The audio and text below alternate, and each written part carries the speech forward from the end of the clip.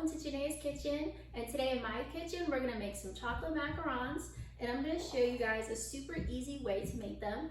Anyone can make macarons, they're not hard. They just require step-by-step procedure and just following the directions. And I'm gonna show you plain and clear how to do that today. We're gonna wanna start by sifting together some almond flour and some powdered sugar. So it's really important that you have a scale for this. It's just going to help everything come out super precise. We do not want failed macarons, and this guy is literally going to be your best friend to have perfect macarons. We usually don't want to use customary measurements for macarons just because macarons are already very finicky. Sifting in our almond flour. All right, and we want about 100 grams of almond flour.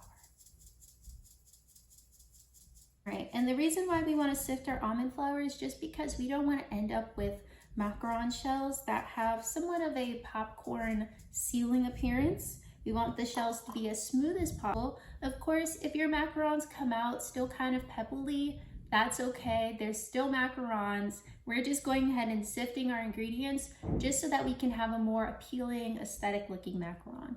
We're just gonna go ahead now and add in our powdered sugar.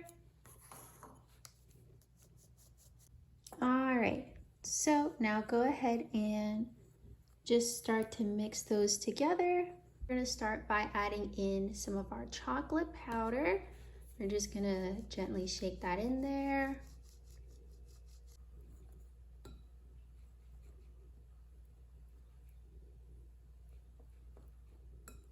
Oh, it's so chocolatey, oh my goodness.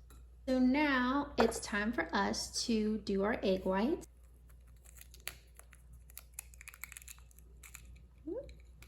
All right, and you wanna be super careful when you do this. You can be a little nervous in getting those egg whites out of there. If you want, you can also go ahead and,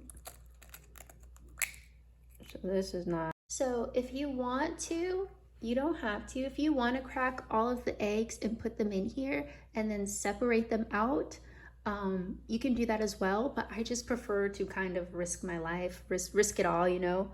I like to live life on the edge and just kind of hope that I don't get any egg yolk in there.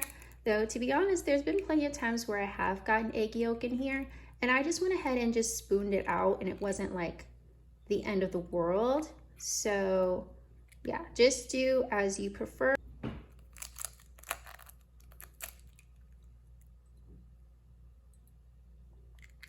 Okay, so now that we have enough egg whites in there, now it's time for us to put our sugar in.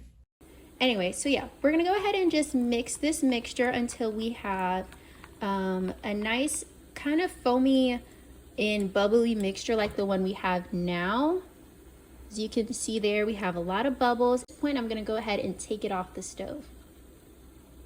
So now here we are at our standard mixer. I'm gonna start by going ahead and wiping down my mixer with a little bit of vinegar, just because we wanna make sure that there's no greases or oily residue left inside of our bowl. Otherwise, that could disturb our meringue.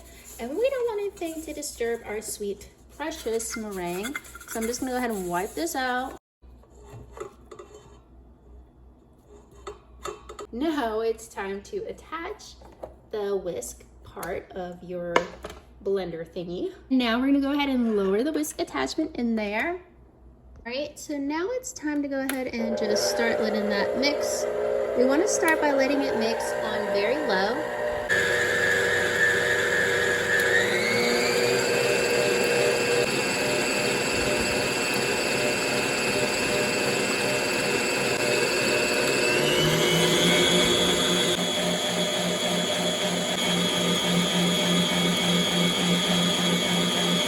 Guys, so we got a stiff peak.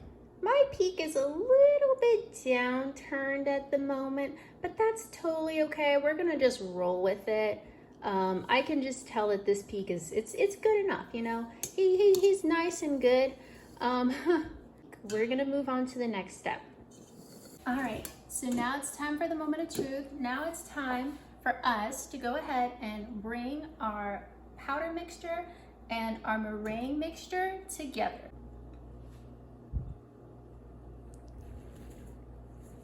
All right, so yep, we're just gonna pour some of that in there. And now we're gonna go ahead and take our spatula and just go ahead and gently fold it in. So you wanna make like a circular motion while you do it. Just make a circular motion. Circular motion.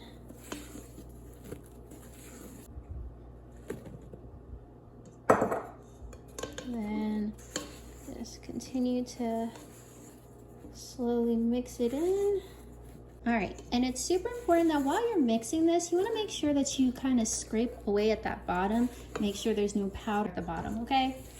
So just make sure you go ahead and make sure and try and clean the bowl. I try and clean the bowl as I do this. All right, making sure to scrape the bottom as I go. Make sure it's all fully incorporated. And we're just gonna keep mixing. All right, so now we're getting to that point where the consistency is just right. And I'm gonna kind of try and show you guys my trick for being able to tell when you get to the right consistency. So just because we're making chocolate macarons, the consistency is gonna be a little bit different. The chocolate or the cocoa powder makes it a little bit more stickier, I find. So you're not gonna really get that watering, you know, when people pick up the spatula and they show, okay, it should fall off the spatula just like this, but then yours doesn't really fall off the spatula, but it's technically ready. Well, that's basically how it is with the chocolate macarons. You're not really gonna ever get, I won't say you will never get that lava consistency, but sometimes you just won't, you know, sometimes you just won't get that lava consistency. I don't get that lava consistency when I'm making chocolate macarons or any other flavored macaron, or even plain macarons. I never always get that lava consistency. And in trying to get that lava consistency, I end up like making it too thin, and then I have really runny macarons. So I feel like it is better to err on the side of not over folding them, because then if you don't overfold them, you're more likely to end up with a slightly better outcome. Like, it's better to, in my opinion, underfold them than overfold it. So right now we're kind of starting to get there. The way I can kind of tell is as I'm mixing my batter around, I'm paying attention to, like, you see how it's literally kind of consistently, let me show you. You see how it's consistently kind of staying together here as I'm slowly bringing it around. It's making a complete circle sometimes. That's how you know when you're starting to get very close to the right consistency, right? You see how I'm slowly kind of whipping it around and it's staying together. It's not breaking apart. That's how you know when you kind of basically got the right consistency there. I don't want to stay here trying to get it super lava-like. So now we're gonna go ahead and put some of our meringue batter into our piping bag. So I have like a little piping bag inside of a cup, and that just kind of makes it easier to just go ahead and put the batter in there. So now that's what we're gonna do. All right, so I got my silicone mat on top of my tray. If you don't have a silicone mat like I do, you can go ahead and use parchment paper and just kind of trace some circles onto your parchment paper and use that as your stencil. You guys, so I'm gonna show you guys super slow. Go ahead and just gently push out. Once you get to right about here, go ahead and stop pressing and just circle off nice and gentle. Good. And then same thing again. Once you get right about here, stop pressing. There you go. And you're just gonna do the same thing again. Stop pressing, circle off, move on. All right, and now we're just gonna give it a good kind of tap. You don't wanna do it too hard, just enough, just because it can make it like super spread. We just did enough to get some of those air bubbles out of there. And then one other thing we're gonna go ahead and do is, you see these little air bubbles? We're just gonna go ahead and get rid of those little air bubbles and any like little points that are left like on our macarons. All right, so now that we have our fully piped macarons, now it's time to just allow them to set to develop a skin.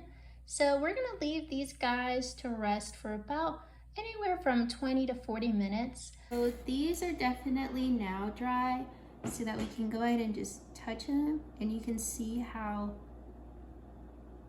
they're not making any fingerprints. We're just gently touching them, and they are definitely dry and good to go. So we're gonna go ahead and put these in the oven.